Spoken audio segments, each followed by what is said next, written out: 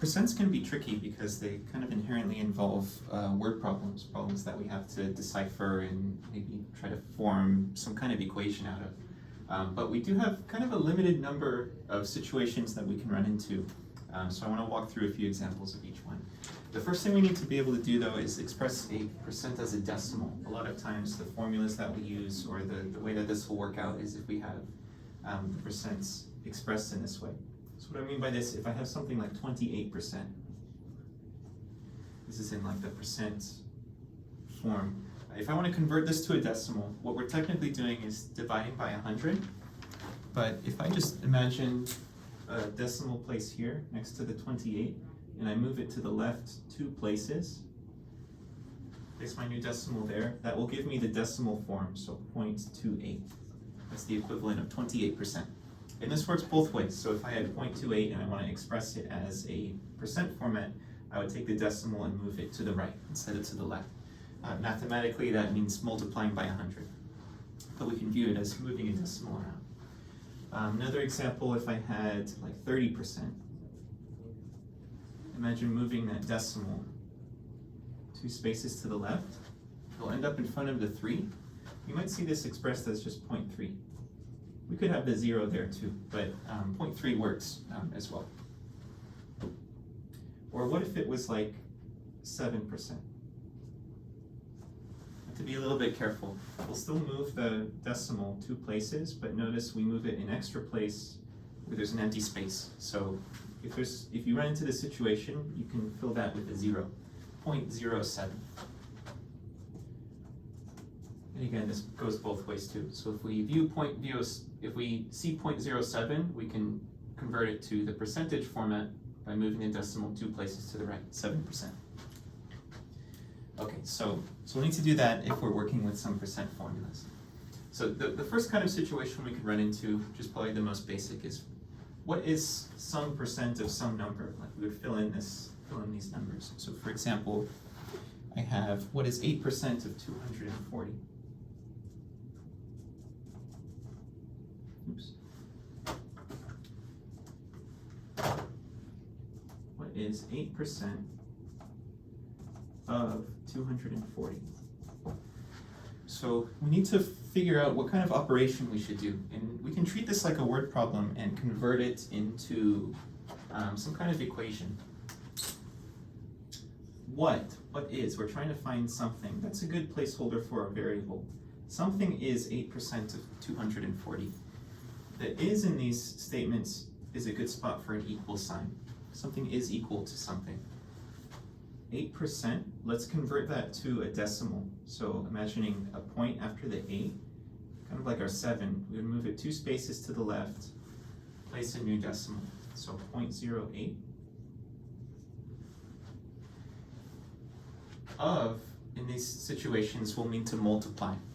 8% of 240 means we want to multiply 0.08 times 240. So if you do this translation, it's helpful to write it out. This might come from a larger word problem where you need to determine first, what is it asking me? Oh, it's asking me what is some percent of some number. You can build a little equation. X equals your percentage as a decimal times your number. And if you want to view it as that way, that works too. If I want to take a percentage of something, I just take the percent as a decimal and multiply by that number. So if I wanted to find like 30% of this, I would multiply by 0.3. Or if I wanted to find 28% of this, I would just take 240 times 0.28, whatever the percentage is as a decimal. So 0.08 times 240, you end up with 19.2.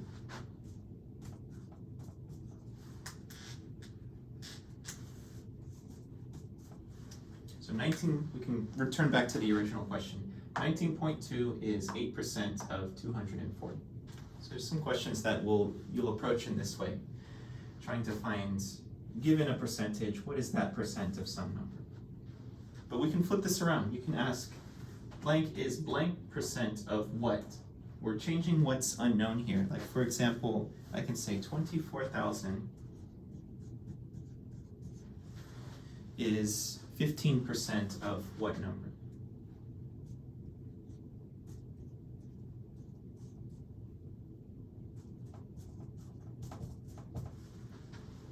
So let's translate this. This is actually coming from a word problem around the down payment for a home.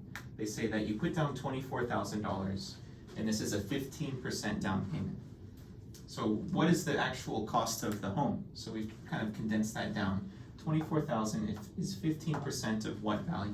Well, let's translate this like we did the other one. 24,000, we still have that available to us. Is like our equal sign. 24,000 is equal to 15% of what? Let's translate the 15% into a decimal, 0.15. Of is our multiplication.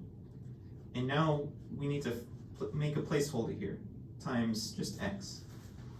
Notice we're just changing what we had before. Now we know what the end result is. It's equal to 0.15 times some number. So we get a little equation in one variable. Let's solve this. Let's divide both sides. This is like 0.15 times x. Let's divide both sides by 0.15. So we're doing 24,000 divided by 0.15. That ends up giving me, let's see, 24,000 divided by 0.15.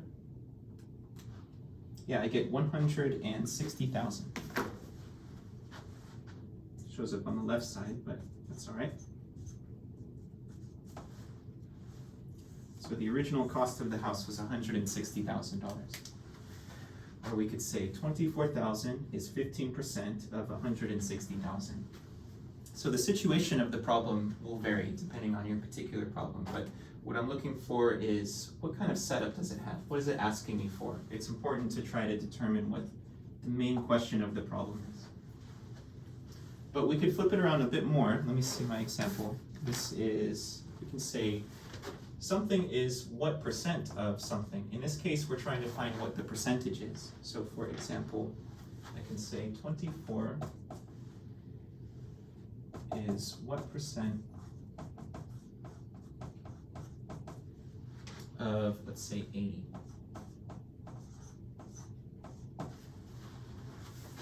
Find what percent this is. 24 is what percent of 80. So let's convert this into an equation. We can bring down the 24. Is our equal sign. 24 equals what percent? Now this is our unknown, so I'll just say like x percent. That will be some decimal percentage of 80. Means we would multiply by 80. So again, a little equation in one variable, one step. Let's solve for x by dividing the 80 over. Divide by 80, divide by 80. So x equals 24 divided by 80. What will that give us? We can get it as a decimal because we're going to express it as a percentage. I get 0.3.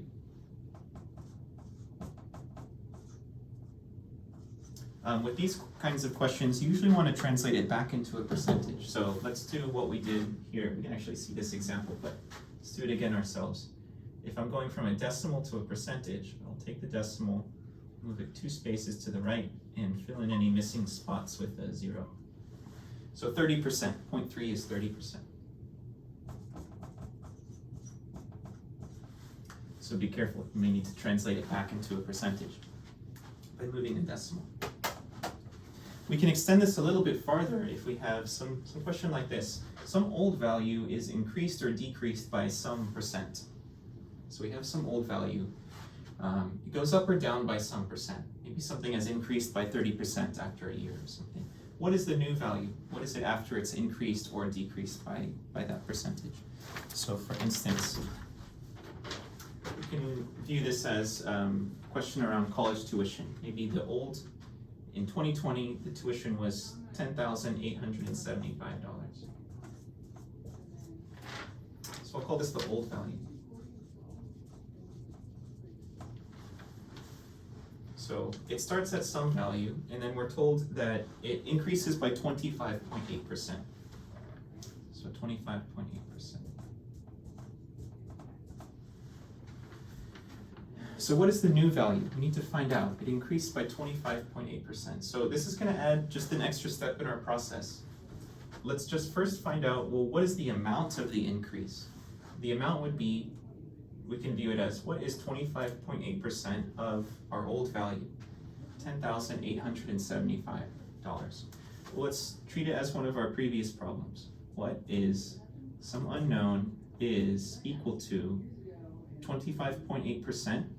If we exchange this with the decimal version, we would move this 2 spaces to the left, 0.258.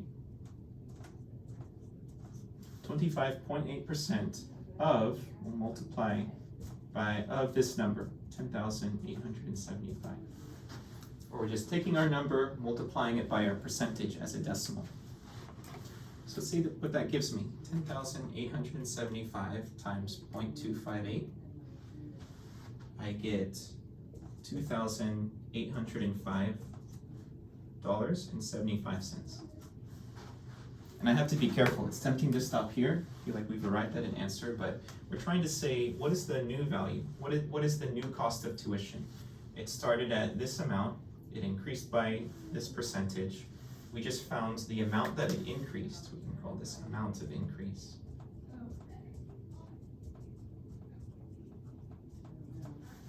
So how do we find what the new cost is? Well, we can just take the old value and add this amount of increase. It should be 10,875 plus 2,805.75 cents. So that gives me 13,680.75.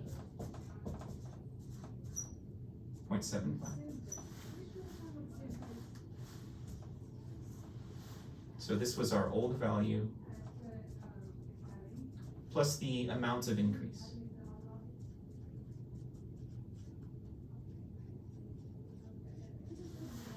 If this was a decrease problem, if they decided to decrease tuition, that would be good news for everyone.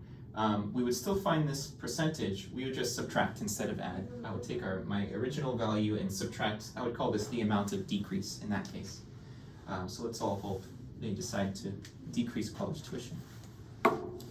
Okay, the last kind of question we can run into is the percent increase and decrease. We knew how much it increased or decreased in the last example.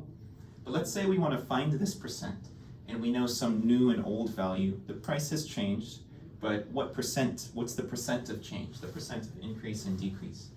We have a little formula for this. Say that percent increase or decrease equals whatever the new value is minus the old value divided by the old value.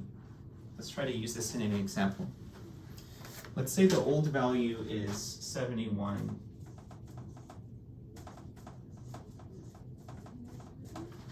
Maybe something had a price of 71. And then let's make the new value 337.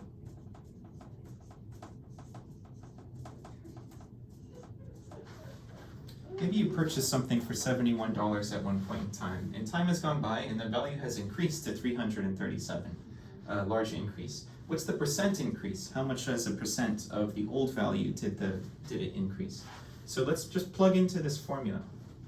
Our percent, in this case, it would be a percent increase because we're going up. So percent increase should be my new value, which is 337, minus my old value, 71, divided by the old value. So what does this give me? 337 minus 71, I get 266 over 71. If we divide these two, I get 3.476. So I have to be careful. This gives me a percentage as a decimal. This kind of looks like already a decimal percentage, but we have to interpret this. This is as a decimal. Let's re-express it as a percentage, because that's probably what your questions will require of you. So if I go from decimal to percentage, I'll take my decimal, move it 2 spaces to the right. So this is telling me it's actually 347.6% increase.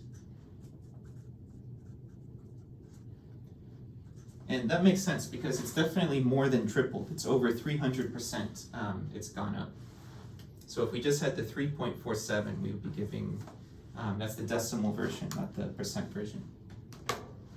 And this works with a decrease as well. We would just see, we'd find a negative number. If it decreased, our new value would be less than the old value. We get some negative number here, so that would tell us that it's going down by some percentage. So this is a useful formula to have. percent increase or decrease?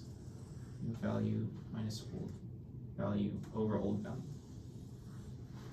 So if you run into trouble, just maybe check, did I convert to a decimal, or am I expressing it as a decimal when I really need a percentage?